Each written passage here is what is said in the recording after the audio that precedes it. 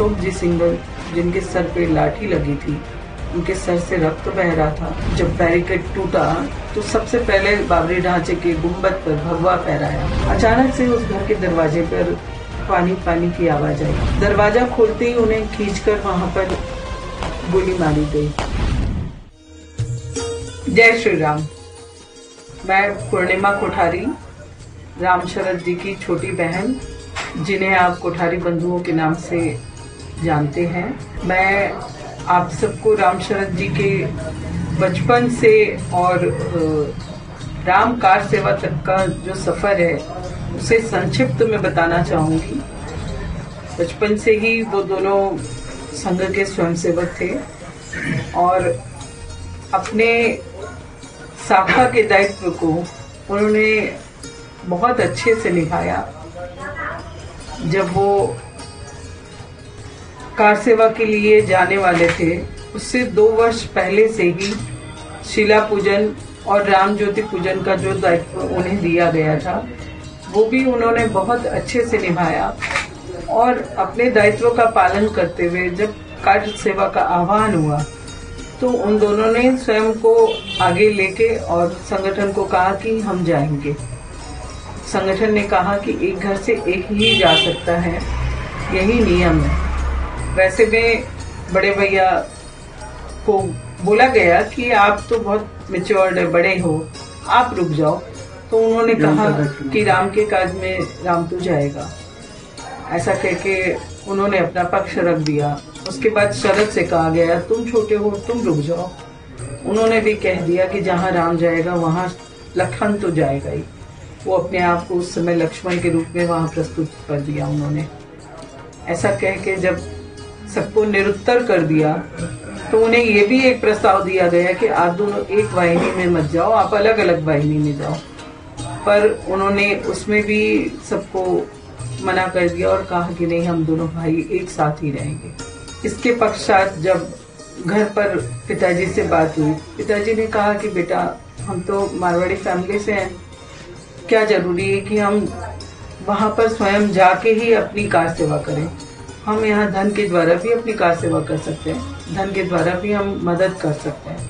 वैसे में बड़े भैया ने कहा कि पिताजी ये हमारी बहुत बड़ी गलती है, हमें सिर्फ तन से या मन से या धन से नहीं, हमें तन मन धन तीनों से अपना पूरा 100% जिसको बोले वो देना है हमें।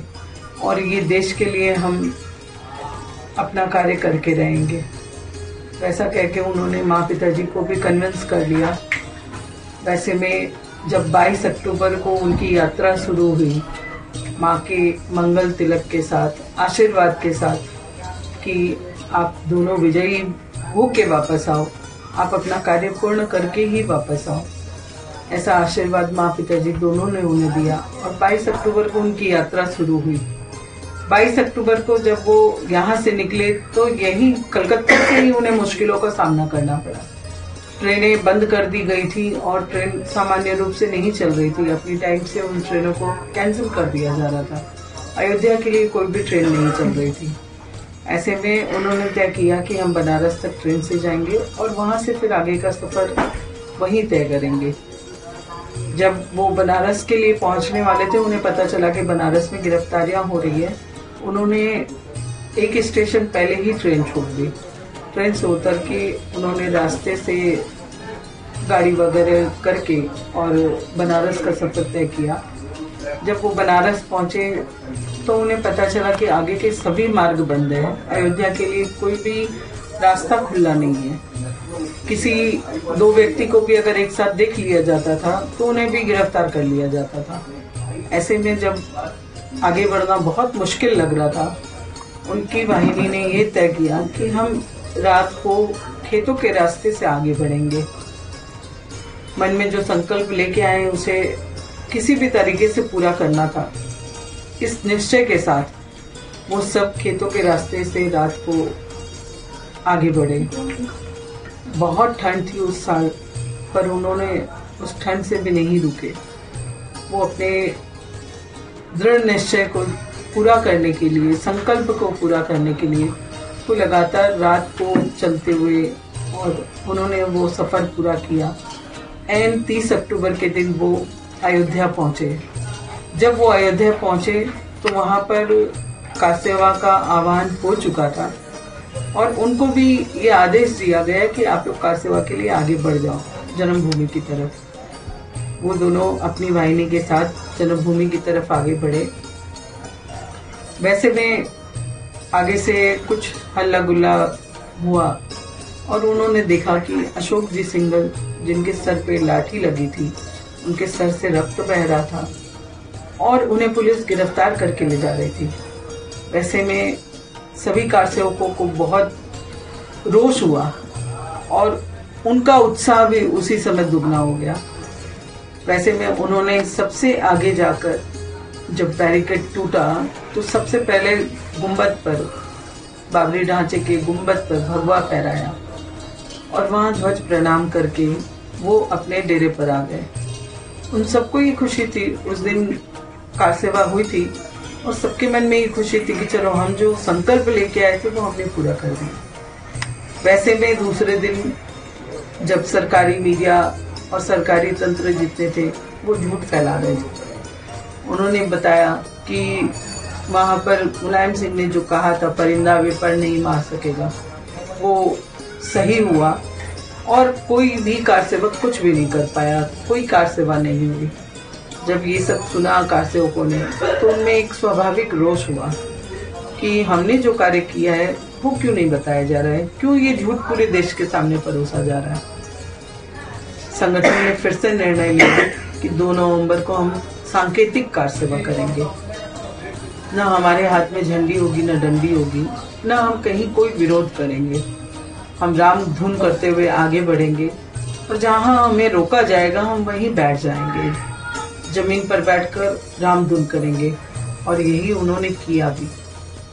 जब वो राम धुन कर रहे थे जमीन पर बैठकर, उन पर अश्रु गैस के गोले छोड़े गए, उन पर लाठी चार्ज की गई। ऐसे में जब सभी स्वयंसेवक, कार सेवक खड़े हो गए तो उनको बिना किसी सूचना के गोलियां चलाने लगे वो। और जब इतने शोर में वो गोलियों की आवाज तो नहीं सुन पा रहे थे, किंतु जब उनको अपने आसपास के लोग गिरते हुए, रक्त रंजित होते हुए दिखे तो उन्होंने समझा कि यहाँ गोलियां चल रही है। ऐसे में सभी ने जो आसपास के जो भी मंदिर थे, मठ थे या घर थे, वहां पर आश्रय लिया। मेरे दोनों भाई राम और शरद ने भी पास के ही एक घर में आश्रय लिया था।